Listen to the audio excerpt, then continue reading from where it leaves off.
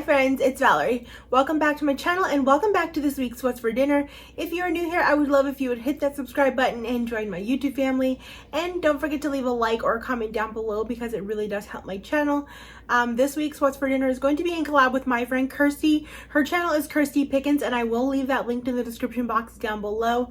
So go check her out. You are going to love her channel. She is just super sweet and she does great food videos. Like, her food looks so delicious. So she does like what's for dinners and other food content as well as grocery hauls. So if you also like that in a channel, she's got that. But what I really love is that she has like farm life, and you know, I'm so far from a farm life area, but I think it's gorgeous and I would love to live that life. So it's like I'm living through her by watching her videos. She does like vlogs on that. So go check her out and let's just get started.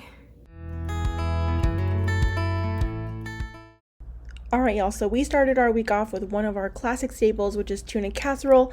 I am just boiling up 16 ounces of white egg noodles in some salted boiling water. And then once they're cooked, I just drain them, set them aside. To the same pan, I add in 2 cans of tuna. This is just one larger can, but it's just the same of like 2 of the smaller cans.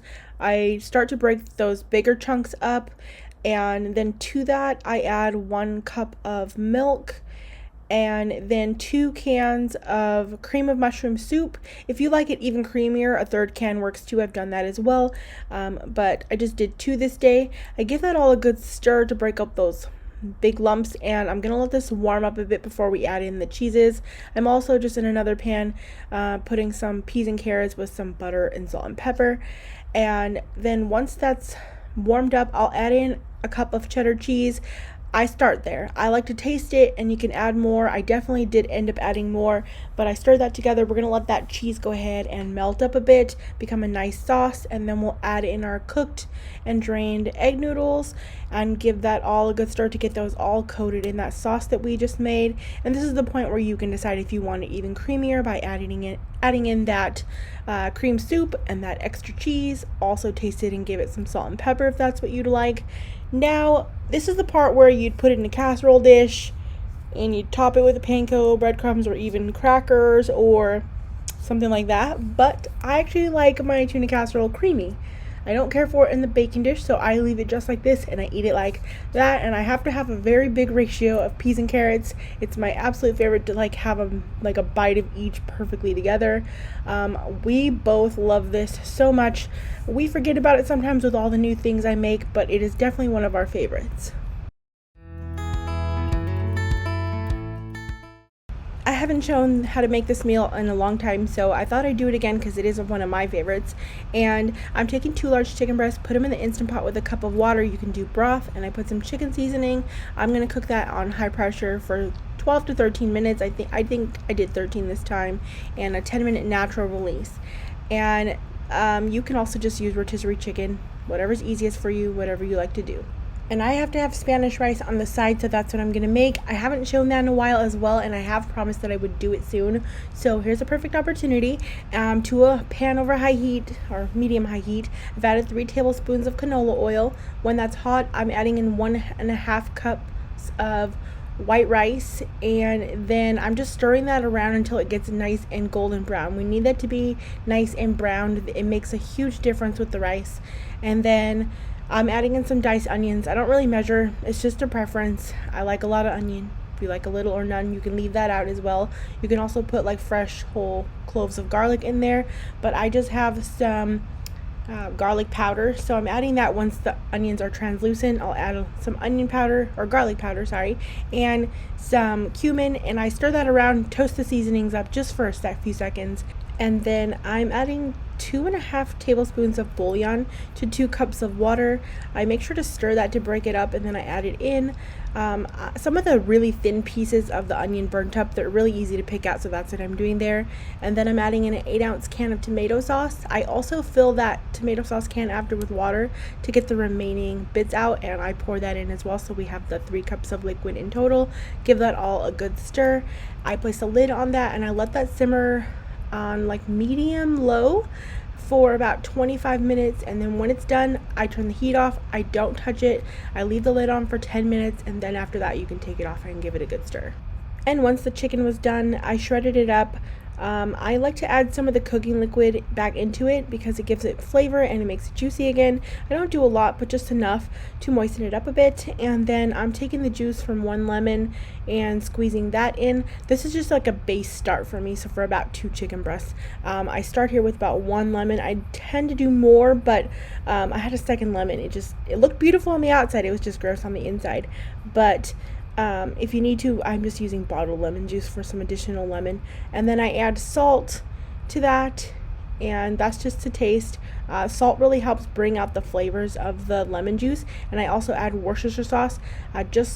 Again, everything's to like eye and taste. You're gonna like taste and add more of each thing to your liking. Next, I like to fry up my tortillas. I'm just going to show you one here. I heat up some oil. Once it's hot, I just put the tortilla lightly on one side, and then it kind of folds naturally on its own after I flip it, and I will just brown each side. I kind of let the oil come back into the middle and kind of brown it up. I like it lightly crispy for these tacos, not too crunchy. So my sister-in-law used to make this meal all the time, so this is where I got the recipe. I love it so much. It is absolutely one of my favorite things, and ever since I've started making it for my boyfriend, he loves it as well. So it is incredible. It is so simple, and it's gonna sound crazy because your ingredients afterward, you could do any taco toppings you want, but it is amazing with a bunch of cheddar cheese and like nothing else. It is absolutely so delicious that way. I would never add another thing because that is exactly how I love it. But I totally understand if you want to add some other toppings. And then I just served that with the Spanish rice and kept it real simple and super delicious.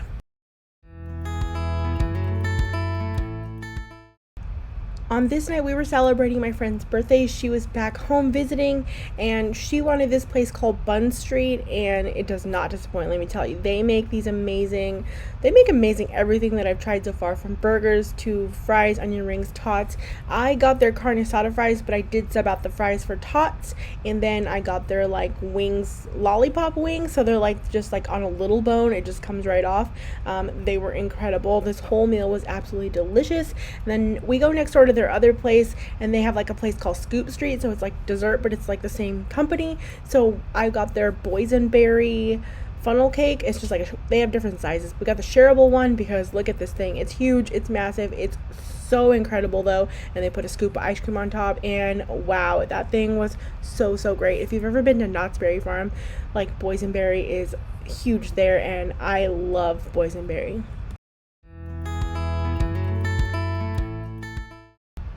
Okay, so for this recipe, I'm starting off using my Blackstone electric griddle. You can definitely just use a large skillet for this. I'm putting some oil, and I have this beef shaved steak. Now the recipe I'll have linked for you calls for the steakum sliced steak. I couldn't find that stuff, so I just grabbed this. It worked out perfectly. We really enjoyed it. I'm just putting that on there. This is over medium-high heat, and I'm seasoning it with this Montreal steak seasoning. Love this stuff. It has great flavor, and it really makes the meat in this really good. Next to that, I'm just adding in, I sliced up some onions and then some bell pepper and mushrooms. Now the recipe that I'll have linked doesn't call for bell pepper, and in fact I'm not even going with their measurements because this mixture, if I'm left with any leftovers of it, then I can use it for like lunch. So it was no big deal if I was left with some extra meat and vegetable mixture, but I will be halving the recipe, as in only using 1 Crescent tube because we just don't need to use 2 for the 2 of us. And I'm seasoning those vegetables with some of that steak seasoning as well, and just kind of tossing everything around until the steak's cooked through and the vegetables are soft. Next, I'm taking that can of crescent rolls, and I'm just placing them into a ring, as you see here, leaving a circle in the middle. I think I did another video recently where I did one of these types of rings, and I showed me putting every piece down. If you need to see that, I will link that in the description box down below. Now I'm using the Grands ones, which are a little bit thicker, so I'm kind of pressing down on those where they touch and kind of flattening them a little bit. That's just going to make it better for cooking so that there's no doughy parts left over. Then I'm taking the meat mixture and I'm just heavily putting it around the thickest part of the ring. As you can see, just a circle there, and fitting as much as I think will basically fit. I am going to be left over with some mixture, but like I said, that's perfectly fine for me because I'll have that with leftovers. And then taking some provolone sliced cheeses, I'm like breaking them in half here. I am using more cheese than what they call for. I should be only using 2.5 according to them. That's just not enough cheese for me because I love cheese like a lot. So I'm just gonna place those halves, and whatever I had left in my hand I am also just gonna break up and place it there because I'm not gonna touch it and then put it back in the packaging. And then I'm taking all those like triangles from the tips of the dough and pulling them to the center and then just kind of tucking them in a bit. And I am baking this at 350 degrees Fahrenheit for 20 minutes. Now that cooking time may vary for your oven, but this is what mine looked like after it is golden brown for 20 minutes. You just might want to watch that if you like it a little bit lighter. Now, we were eating this as a really late dinner, so I didn't really have much with this. I normally would do some kind of steak fry or something like that, tater tots, but instead I just opted to just have some fruit on the side, like I said, just because it was really late. But y'all, this is definitely going on the list of one of our favorite recipes for quick and easy meals. That mixture in general was really delicious. I love that meat and vegetable mixture, but it was a nice addition to have that breaded outside of the crescent roll. Nice little hand food. You could chop these up, as you can see, in little pieces like I did here. Nice little like pocket to grab onto, and these were incredible. Okay, to start off, you're going to need to grill some chicken. Now, if you don't have a grill, that's perfectly fine. You can pan fry some chicken. It will be just great. And I'm spraying that with some oil because I marinated this chicken in this simply vinaigrette Caesar dressing, and I was afraid some of that Caesar dressing might burn and stick the chicken on there. I wasn't quite sure. Sometimes with like marinade, you can have that happen. So I did marinate this for at least an hour. If you want to do longer, that's fine. And I'm going to cook that about on high grill setting for about 10 minutes, flipping halfway. Look at those beautiful grill marks, and look how beautiful that chicken is in general. But I did chop this up, but I didn't get a clip of that, but you'll just go ahead and chop that up. And then you'll need some flatbreads. I am just using this garlic naan bread I found at the grocery store. This was from Albertsons, I believe. And then I'm using a Caesar salad kit for mine. Really easy to throw together. I love using salad kits for meals. I've done Asian salad kit, tacos for you guys, different things, even Caesar, but a flatbread I've never done. And the recipe I have linked for you is going to have you do Caesar dressing and lettuce. I'm telling you, a kit is the way to go. It's really easy, and I do love that Caesar one. And I made some of this rice-a-roni for cheese to go on the side of that. That stuff's really good, so I thought it'd be a quick, easy side to go along with this and pair pretty decently, and it did. And then these flatbreads, I just toasted it up, and then I put a layer of the salad and then the chicken on top, and I just served this with some fruit as well on the side. Let me tell you, this was incredible. We loved this so much. This was just a really good week of meals. Like, so many new favorites, and just like altogether favorites we've liked in the past. Like, it was really great for meals this week, and I'm not complaining about that because some of these were super easy. Like this one right here, you could throw together. You could add some rotisserie chicken if you didn't have time to even grill up chicken, and just throw that salad kit together. It would be so great, and it is really delicious. For this last meal, I was really craving smash burgers, so I had my boyfriend grill some up, and we seasoned that with the McCormick hamburger seasoning. Now, this isn't the best video clips because I had him take some pictures and videos for me so that I could be upstairs in the cool air and working on some of the sides. So he just added some cheese to those. I had made some bacon. I just do that in the oven at 400 degrees for about 20 minutes. And I made some air fryer corn. I like to put some avocado oil on that, and I put the Weber garlic parmesan seasoning on it as well, and I just air fry it at like 390 to 400 for about 10 to 14 minutes, just depending how soft you like your corn. But nothing is better than air fryer corn. To me, it is like the only way I will make it now. And we had also grilled some onions as well. I just assembled this with what I've shown you and a little bit of lettuce, and I added avocado. I also just cut up some cucumbers and tomatoes and put some of the Olive Garden dressing on them just for some quick flavor. And I got to use up some of the vegetables in my refrigerator, and this was incredible. It hit the spot the way I've been really craving this smash burger. I could eat them probably more often than I'd like to admit, and that corn as well. And that's going to be it for this week's What's for Dinner. Thank y'all so much for watching. Don't forget to hit that subscribe button and that little bell so you don't miss out on any future videos. And don't forget to go check out Kirsty's channel and her video. And don't forget to let her know that I sent you on over there. And I hope you all are having a great day.